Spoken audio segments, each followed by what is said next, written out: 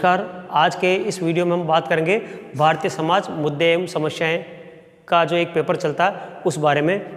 कुछ विश्वविद्यालय में इसका नाम सामाजिक समस्याओं के नाम से भी जो है चलता है ये पेपर, और भारत के लगभग सभी जो यूनिवर्सिटियों में उसमें ये पेपर पढ़ाया जाता है। ये ज़रूर बात है कि हो सकता है किसी में फर्स्ट ईयर में पढ़ाया जाता हो, किसी में सेकेंड ईयर या थर्ड ईयर में पढ़ाया जाता है। इवन जो है जो क्लासें हैं 10वीं 11वीं की है, छोटी क्लासें 11th 12th है, उनके अंदर भी ये जो है पेपर चलता है समाजशास्त्र के अंदर। तो ये एक महत्वपूर्ण पेपर है। मगर यहाँ जो है आमतौर पर हमारी एक धारणा है कि जो है समाजशास्त्र के जितने भी पेपर उनमें सबसे सरल पेपर ये माना जाता है, और निसंदेह ये बहुत सरल पेपर है। मगर सरल का मतलब ये नहीं कि आप बिना पढ़े जो है आप परीक्षा दें और पास हो जाएं, ऐसा नहीं है। पास हो सकते हैं, मगर आपको कुछ ऐसी चीज़ें चाहिए जो आप लिखते हैं तो बाकी जो आम आदमी है और जो आप समाजशास्त्र के एक विद्यार्थी, उन दोनों के बीच में जो अंतर है एक पता चलना चाहिए जांचने वाले को कि भाई ये अंतर है। अब उदाहरण के तौर पर मान लीजिए गरीबी के बारे में प्रश्न आता है, गरीबी बेरोजगारी के बारे में, तो भारत का हर आदमी जो है गरीबी बेरोजगारी के बारे में कुछ लिख सकता है। तो जब आपके सब्जेक्ट के अंदर जब प्रश्न आता है तो आपसे ये उम्मीद की जाती है कि आप कुछ अलग हट करके लिखे, कुछ विशेष लिखे। अलग हट कर मतलब ये नहीं कोई फिल्म की स्टोरी लिख दी, आपको जो है उस विषय के बारे में जो टॉपिक दे रखा है उसके बारे में तथ्यात्मक जानकारी, कम से कम परिभाषा तो लिखनी चाहिए। क्योंकि आमतौर पर कई सारे बच्चे होते हैं जो, अब एक उदाहरण के तौर पर मेरे को 20 साल का अनुभव है पढ़ाने का, 22 साल का हो गया, हम कॉपियाँ जांचते हैं, हम देखते हैं। तो जैसे गरीबी के बारे में लड़के लिखते हैं कि भारत में बहुत गरीबी पाई जाती है, गरीबी बहुत ख़राब चीज़ है, ये है वो है, सरकार को गरीबी मिटाने के लिए करना चाहिए। मगर गरीबी क्या है उसके बारे में वो एक लाइन भी नहीं लिखता। तो ऐसे लड़कों को मैं 0 मार्क्स देता हूँ। तो जो है आज मैं आपको बताऊंगा कि ये जो आसान पेपर है उस आसान पेपर के अंदर हम किस तरह से नंबर लाएं बिना ज़्यादा मेहनत किए, और हमारा जो कॉन्सेप्ट है वो किस तरह हम क्लियर करें। मेरे जो वीडियो है उनका एक ही उद्देश्य रहता है कि बच्चे जो है समाजशास्त्र के विद्यार्थी समाजशास्त्र के बारे में सब जानकारियाँ प्राप्त करें, जो बेसिक कॉन्सेप्ट है वो पता करें, उनको ये जानकारियाँ प्राप्त हो, साथ ही वो अच्छे मार्क्स भी लाएं। तो शुरुआत करते हैं आज के इस वीडियो की। आज के इस वीडियो में मैं आपको मोटे तौर पर ये बताऊंगा कि जो है मैं आपको ज़्यादा विस्तार में एक एक चीज़ नहीं बताऊंगा, मैं बेसिक चीज़ें बताऊंगा कि अगर ये जो पेपर है इस पेपर के अंदर जो सवाल आते हैं उनको आपको किस तरह से जो है हल करने हैं, जो प्रश्न हैं उनको किस तरह से उनके उत्तर लिखने हैं। क्योंकि जो है इस पेपर के अंदर खास बात यही है कि उत्तर तो सभी लोग जानते हैं। अब बेरोजगारी, भ्रष्टाचार, गरीबी के बारे में जो समाजशास्त्र का विद्यार्थी नहीं है वो भी उत्तर लिख सकता है, और आप जो विद्यार्थी उनको भी उत्तर लिखना है। तो अंतर क्या होना चाहिए वही चीज़ महत्वपूर्ण है, और वही चीज़ मैं आपको आज बताऊंगा। मोटे तौर पर अगर देखा जाए तो ये जनरल नॉलेज से संबंधित पेपर है।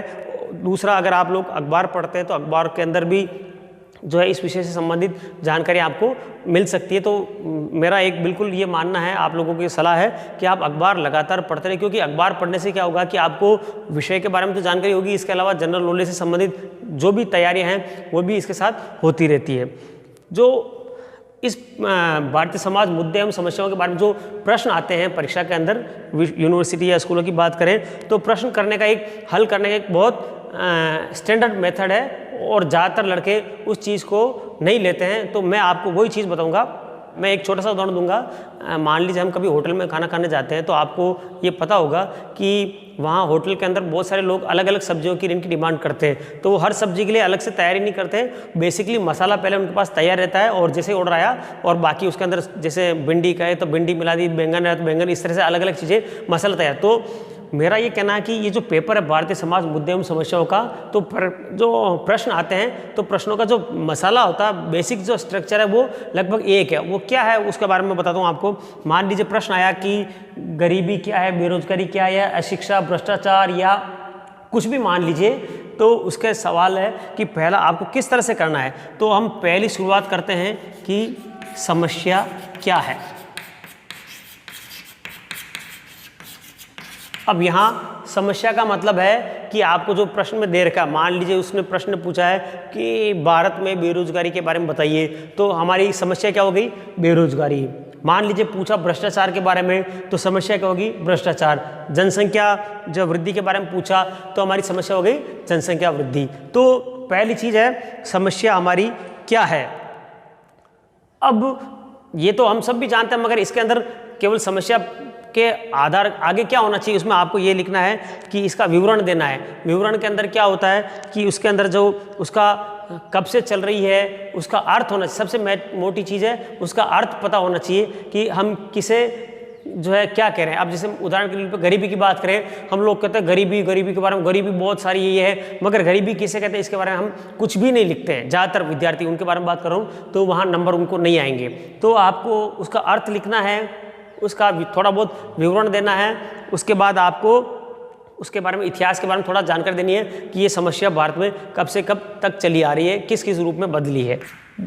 सेकंड पॉइंट है समस्या के कारण। समस्या क्या है के अंदर जो है बिल्कुल सीधी सी बात है कि उसका अर्थ बताना चाहिए आपको कि भाई वो क्या है। जैसे गरीबी है तो गरीबी क्या है उसके बारे में आपको लिखना है। ये नहीं कि भाई गरीबी बहुत ख़राब है, बहुत बुरी चीज़ है, इस तरह चीज़ें लिखते हैं, ऐसा नहीं होना चाहिए। गरीबी के एक जो है हर देश की अलग अलग परिभाषा है वो आपको लिखनी है। उसका इतिहास लिखना है, उसके बारे में थोड़ा बहुत विवरण देना है। उसके बाद उस समस्या के कारण क्या है, क्योंकि कोई भी जो समस्या होती है उसका कोई न कोई कारण जरूर होता है। जैसे गरीबी के कारण में हम बेरोजगारी, भ्रष्टाचार या और जनसंख्या वृद्धि, ये सारी चीज़ें हम मान सकते हैं, उसका उनका उल्लेख करना है। थर्ड पॉइंट पे क्या करते हैं हम, कोई भी जो समस्या है उसके अगर कोई समस्या है तो उसके उपाय भी होंगे, उपाय या समाधान या सुझाव।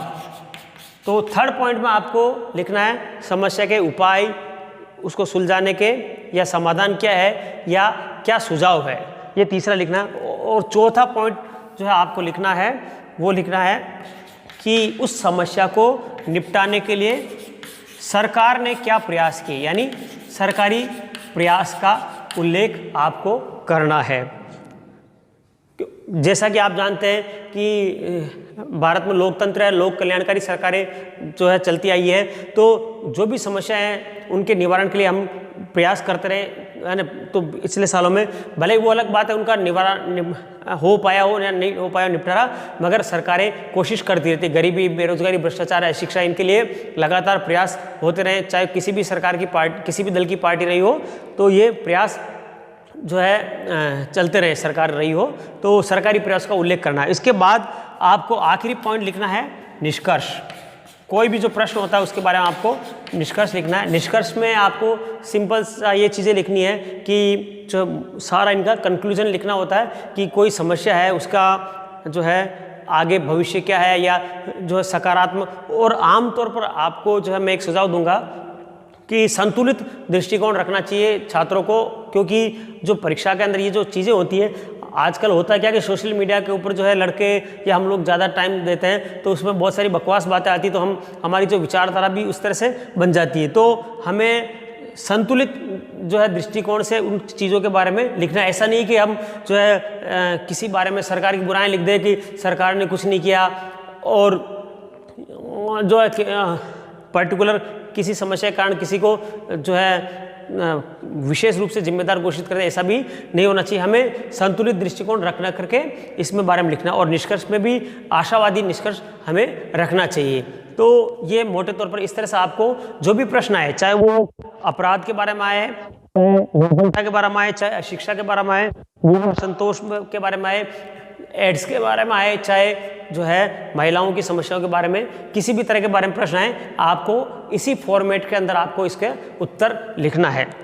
अब हम बात करेंगे मोटे तौर पर, मैं थोड़ा सा इसके जो है चैप्टर है उसके बारे में थोड़ा बता देता हूँ कि मोटे तौर पर इसमें कौन से चैप्टर आते हैं, और उसको बेसिक जानकारी मैं आपको देता हूँ ताकि आप लोग जो है जो आपको आगे इस प्रश्न पेपर को हल करने में आसानी रहे। सवाल ये उठता है कि सामाजिक समस्याएं होती क्या है। जैसा कि आप जानते हैं, जैसे हम बीमार होते हैं उसी तरह समाज भी बीमार होता है। अब समाज बीमार कैसे होता है, हमारा तो बुखार हो गया, जुकाम हो गया, मलेरिया, डेंगू, ये सारी चीज़ें हो गई। समाज की बीमारियां क्या है, समाज की बीमारियां होती हैं, हमारी जो सामाजिक समस्याएं होती हैं उनको हम समाज की बीमारियां कहते हैं। अब सवाल ये उठता है कि सामाजिक समस्या क्या है, हम ये कैसे माने कि कोई चीज़ जो है सामाजिक समस्या है या नहीं है। इसके भी अलग अलग पैमाने हैं। जो है एक होती है व्यक्तिगत समस्या, एक होती है सामाजिक समस्या। व्यक्तिगत समस्या का ये हो सकती है कि मान लो मेरे को जो है सुबह 5 बजे उठने में दिक्कत आती है, ये मेरी व्यक्तिगत समस्या हो गई। मेरा पढ़ाई में मन नहीं लगता, ये व्यक्तिगत समस्या हो गई। मान लो मैं मोटा हूँ, पतला हूँ, ये व्यक्तिगत चीज़ें हैं। या मेरे को फला चीज़ें पसंद नहीं, कोई आदमी पसंद नहीं है, वो सारी चीज़ें व्यक्तिगत हो जाती है। मगर या गरीब, मैं पर्टिकुलर मेरे पास पैसा नहीं है तो वो मेरी समस्या है। मगर जब ये चीज़ें जो है एक बड़े पैमाने पे समाज के जो अधिकांश लोगों को जो है वो प्रभावित करती है, तो वो चीज़ कहलाती है सामाजिक समस्या। यानी कोई व्यक्तिगत समस्या बड़े पैमाने पर अगर पूरे समाज को प्रभावित करती है, समाज के ढांचे को प्रभावित करती है, तो वो सामाजिक समस्या के अंदर बदल जाती है। एक और महत्वपूर्ण चीज़ है कि जो सामाजिक समस्या हैं वो समय तथा स्थान के अनुसार बदलती रहती है। ये समय तथा स्थान सापेक्ष होती है। अब कैसे होती है इसका बारे में आपको छोटा सा उदाहरण बताता हूँ कि जो है जरूरी नहीं कि कोई चीज़ जो है आज समस्या है वो पहले भी समस्या रही हो, या आज कोई समस्या हो सकता कोई आज समस्या नहीं, मगर हो सकता भविष्य में वो समस्या का रूप ले ले। एक छोटा सा मैं उदाहरण बताऊंगा कि जो सती प्रथा है या बाल विवाह है, ये एक ज़माना ऐसा था आज से 200-300 साल पहले, जब ये चीज़ें समाज के अंदर बुराइयों के रूप में प्रचलित नहीं थी। यानी और आज भी हम देखते हैं, हम जो व्यक्तिगत रूप से हम जो है शादी ब्याह के बाद सती माताओं के इनके वहाँ जो डोक देने जाते हैं, तो मगर जो है ये जो उस ज़माने के अंदर जो है ये एक प्रचलन था, तो उस ज़माने में इसको सामाजिक समस्या के रूप में देखा नहीं गया। मगर बाद में एक समय आया जब उसको जो है सामाजिक समस्या के रूप में माना गया, तो वो सामाजिक समस्या हो गई। यानी समाज के एक बड़े पैमाने इसका विरोध किया। इसी तरह बाल विवाह की बात करें तो पहले बाल विवाह बहुत आम होते थे, आज भी जो है दूर दराज के गांव में थोड़ा बहुत आम है, मगर फिर भी अब धीरे धीरे लोगों में जागरूकता, ये सामाजिक संगठन इसके प्रति जागरूक हुए, तो वो जो इसको अब सामाजिक समस्या मानने लगे। पहले सामाजिक समस्या नहीं मानते थे। तो और एक और चीज़ कि कानून के अनुसार जो है अलग चीज़ें होती है और समाज के अनुसार अलग है। कानून की अगर हम बात करें तो कानून में 1929 से ही जो है बाल विवाह को अपराध माना गया, मगर समाज ने उसको उस जमाने में अपराध नहीं माना था। अब धीरे धीरे आप जैसा कि अगर किसी भी आपकी जो भी जाति है, तो आपको पता होगा कि हर एक जातिगत संगठन भी अब आजकल बाल विवाह के प्रति विरोध में है और जो है प्रतिबंध लगा रहे हैं, जाति बार कर रहे हैं, इस तरह की चीज़ें हैं। तो यहाँ एक और समाजशास्त्र के विद्यार्थी होने के नाते मैं आपको एक चीज़ स्पष्ट कर दूँ कि कानून अलग चीज़ होती है और सामाजिक नियम मान्यताएं अलग होती है, और हो सकता है इन दोनों में कई दफ़े अंतर विरोध भी हो जाए। जैसे अभी बाल विवाह के बारे में बताया कि बाल विवाह, और इसी तरह अभी बात करते हैं हम मृत्यु भोज की, तो मृत्यु भोज कानून के अंदर विरोध गलत है, मगर अभी भी बहुत सारी जातियां, बहुत सारे जो है संगठन है उसमें मृत्यु भोज चलता है, तो उनके लिए वो सामाजिक समस्या नहीं है। तो सामाजिक समस्याएं का मतलब है कि समय के सापेक्ष, मतलब समय के अनुसार बदलती रहती है। इसी तरह स्थान सापेक्ष का मतलब ये है, एक छोटा सा उदाहरण के बात करें, भारत के अंदर अगर हम बात करें तो भारत में जनसंख्या बहुत तेज़ी से बढ़ रही है। तो भारत है, हमारे जो है पड़ोसी देश चीन है, यहाँ पर जो है जनसंख्या वृद्धि हमारे लिए एक समस्या है। जबकि अगर हम बात करें ऑस्ट्रेलिया, यूरोप, अमेरिका, इन देशों की बात करें तो वहाँ पर जो जनसंख्या कम होना समस्या है, हमारे यहाँ जनसंख्या बढ़ना समस्या है, उनके लिए जनसंख्या कम होना समस्या है। हमारे यहाँ आपकी जानकारी मैं बताऊँ कि पूरे विश्व के अंदर जो है सबसे पहले भारत के अंदर जवाहरलाल नेहरू जी ने जो है परिवार नियोजन कार्यक्रम प्रारंभ किया था। ये बहुत पुरानी बात, सबसे पहले विश्व में।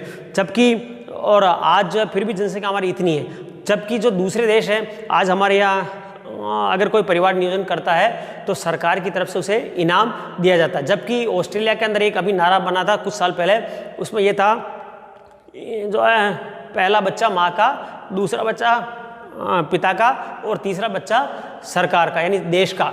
तो जो है वहाँ बच्चे अधिक पैदा करने पर प्रोत्साहन दिया जा रहा है, इनाम दिए जा रहे हैं। जबकि हमारे यहाँ पर जो है बच्चा अधिक पैदा होने पर लोग, आपको पता होगा, चुनाव नहीं लड़ सकता, पंचायत चुनाव इस तरह के। तो ये जो है और अलग अलग पाबंदियाँ लगाई जा रही, सरकारी नौकरी 2 से अधिक बच्चे वाला नहीं कर सकता, राजस्थान की अगर हम बात करें तो, और अलग अलग जो राज्यों में भी इस तरह की चीज़ें पाई जाती है। तो कोई समस्या जो है समय के सापेक्ष और स्थान के सापेक्ष यानी अलग अलग हो सकती है। अब हम बात करेंगे कि सामाजिक समस्याएं कौन कौन सी होती है मोटे तौर पर। तो उनके अंदर अगर हम बात करें तो अपराध है, मैं आपको लिख देता हूँ। जो महत्वपूर्ण सामाजिक समस्या की बात करें तो उसमें अपराध और बाल अपराध, ये एक महत्वपूर्ण चैप्टर आता है। तो अपराध जो है अपराध और बाल अपराध, ये एक बहुत महत्वपूर्ण चैप्टर है। उसके अंदर ये आता है कि जो अपराध कानून का उल्लंघन, यानी और हर देश के अंदर अलग अलग कानून बनाए जाते होते हैं और उनका जो उल्लंघन करता है वो अपराध की श्रेणी में आता है। अब इस चैप्टर के अंदर अपराध के जो है अलग अलग सिद्धांत भी दिए गए हैं उनके बारे में। तो आपको मोटे तौर पर अगर ये प्रश्न आता है तो आपको पहले उसका अर्थ, इसकी जो कुछ परिभाषाएं, उसके बाद उसके सिद्धांत आपको देने हैं। इसके बाद है बाल अपराध। मैं अभी बिल्कुल संक्षेप में बता रहा हूँ। बाल अपराध सीधी सी बात है कि जो छोटे बच्चों के द्वारा जो कानून के अंदर जो लिखा गया है कि इस उम्र के से नीचे वाले जो बच्चे, जो इस उम्र से नीचे के अपराध, जो व्यक्ति अपराध करता है वो बाल अपराध में आता है। ये भी हर देश के अंदर इनकी आयु अलग अलग होती है। किसी देश में 18 हो सकती है, किसी में 16 हो सकती है। साथ ही लड़के और लड़कियों के लिए भी अलग अलग होती है। जैसे एक उदाहरण, और एक और चीज़ उदाहरण के तौर पर कि 7 साल से छोटे बच्चा अगर कोई अपराध करता है तो भारत की अगर हम बात करें तो वो अपराध की श्रेणी में भी नहीं आता। यानी 7 साल से बड़ा होना चाहिए। 16 साल 18 साल तक का ये एक क्राइटेरिया बनाया हुआ है। उनके लिए एक अलग जो है कानून, उनकी अदालतें होती हैं, उनके लिए अलग जेल भी होती है। तो ये हो गया। इसके बाद जो जनसंख्या के बारे में, ये भी एक चैप्टर है, जनसंख्या समस्या। ये भी एक आता है कि भाई और जो है जनसंख्या वृद्धि के कारण से क्या प्रभाव रहता है। तो मैंने जो फॉर्मेट बता रखा उसी फॉर्मेट के अनुसार आपको लिखना है कि जनसंख्या वृद्धि की अगर बात करें तो क्या समस्या, यानी जनसंख्या अधिक होती है तो क्या समस्याएं रहेगी, कम होती है तो क्या समस्या होती है, इसके कारण क्या है, और इसके बाद इसके समाधान के उपाय लिखने हैं, और इसके बाद सरकारी उपाय और निष्कर्ष, ये सारी चीज़ें आपको लिखनी है। इसी के अंदर एक चैप्टर आता है निर्धनता या गरीबी। आमतौर पर क्या होता है कि निर्धनता गरीबी के बारे में जो है लड़के बिल्कुल इस तरह से लिखते हैं कि जैसे बहुत बड़े विद्वान हो, लिखेंगे कुछ भी नहीं। अब परिभाषा की बात करें तो पूरे 5 पेज के अंदर कहीं भी परिभाषा नहीं मिलेगी। अगर अभी भी अब मैं पूछूं आप लोगों से निर्धनता किसे कहते हैं तो कन्फ्यूजन आ जाएगा। हम ये जानते हैं कि ये आदमी गरीब है, अमीर है, मगर क्या है वो हम नहीं बता सकते।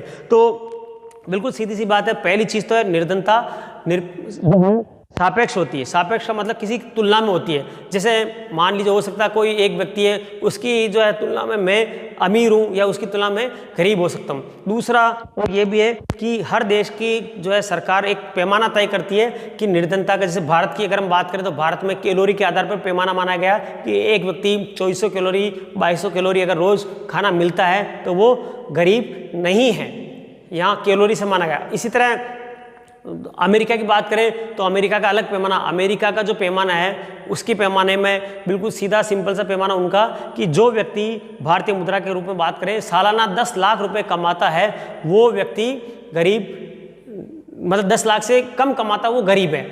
और भारत के अंदर बात करें 10 लाख से कमाने वाले की अगर हम बात करें तो 125 करोड़ की जनसंख्या में केवल 1 करोड़ या 2 करोड़ लोग ही ऐसे हैं जो 10 लाख सालाना कमाते, बाकी लोग नहीं कमाते। तो उस हिसाब से हमारे यहाँ बहुत ज़्यादा गरीबी हो जाएगी। मगर भारत के अंदर गरीबी का पैमाना अलग है, हर देश का एक गरीबी का पैमाना अलग होता है। तो आपको उसी अनुसार ये चीज़ें लिखनी है।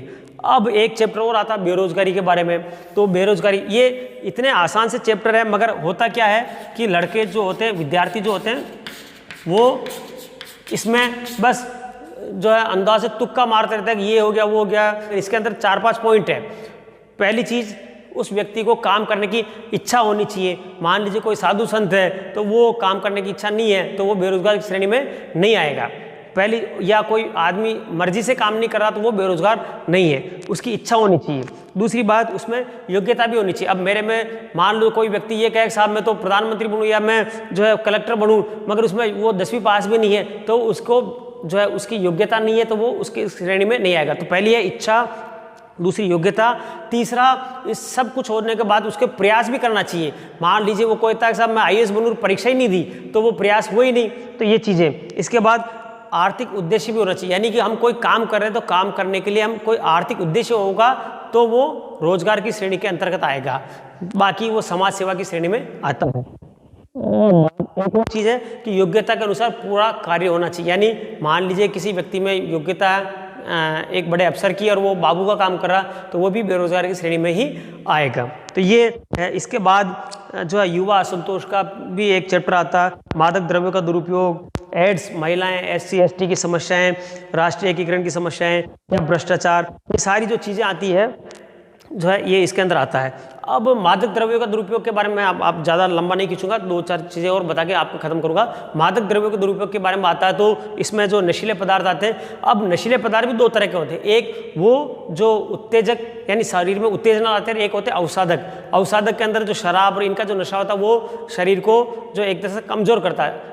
ऐसा नहीं कि दूसरे जो स्मेक है, हेरोइन है, वो शरीर को फायदा पहुंचाती है, मगर वो जो है उत्तेजक जो है नशे के अंतर्गत आते हैं। वो क्या होता है कि शरीर को कुछ समय के लिए एकदम से एनर्जी देते हैं, तो इसीलिए खिलाड़ी लोग, ये लोग भी आपने देखा होगा कि ये ड्रग्स का इनका सेवन करते हैं, मगर ये एक लंबे समय के बाद शरीर को बहुत नुकसान करती है, इसलिए सरकार इसके ऊपर पाबंदी लगाती। तो आपको इसको इस तरह से वर्णन करना होता है। इसमें होता बिल्कुल सिंपल सा है, ये रासायनिक पदार्थ जो व्यक्ति के जो कार्य प्रक्रियाओं को प्रभावित करते हैं, शारीरिक मानसिक जो है उनको हानि पहुंचाते हैं, वो मादक द्रव्यों का दुरुपयोग के अंतर्गत आते हैं, ये मादक द्रव्य कहलाते हैं। इसी तरह अगर हम बात करें भ्रष्टाचार की, तो भ्रष्टाचार का हम लिख तो बहुत बड़ी बड़ी बातें करते हैं, मगर अर्थ क्या वो नहीं लिखते। तो भ्रष्टाचार की अगर हम बात करें तो सार्वजनिक पद या विशेष पद के साथ जो संलग्न जो शक्ति होती है, उस शक्ति के प्रभाव का आप उस प्रभाव का अनुचित या स्वार्थपूर्ण प्रयोग करते हैं, वो भ्रष्टाचार कहलाता है। मान लीजिए कोई व्यक्ति थानेदार है, कोई कलेक्टर है, उसका पोस्ट के अनुसार उसके जो पावर है, उस पावर का मिसयूज करता है, तो वो भ्रष्टाचार के अंतर्गत आता है। तो ये जो है मोटे तौर पर ये बिल्कुल सरल पेपर है, आसान पेपर है, इसमें मगर बच्चों के नंबर नहीं आते। इसलिए नहीं आते क्योंकि वो ज़्यादातर चीज़ें बकवास लिखते हैं, सतही लिखते हैं, तो सतही चीज़ों के बारे में आपके अंक नहीं आएंगे।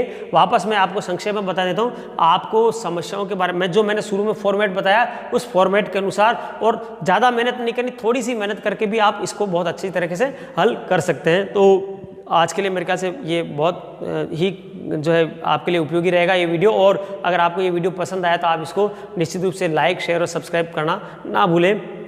किसी भी तरह की समस्या हो तो आप कमेंट बॉक्स में भी लिख सकते हैं, साथ ही मेरे फ़ोन जो है आप कभी भी मेरे मोबाइल पर भी आप फ़ोन करके मेरे से पूछ सकते हैं। मेरे नंबर है 9414317258। तो आज के लिए धन्यवाद। जय हिंद, जय भारत।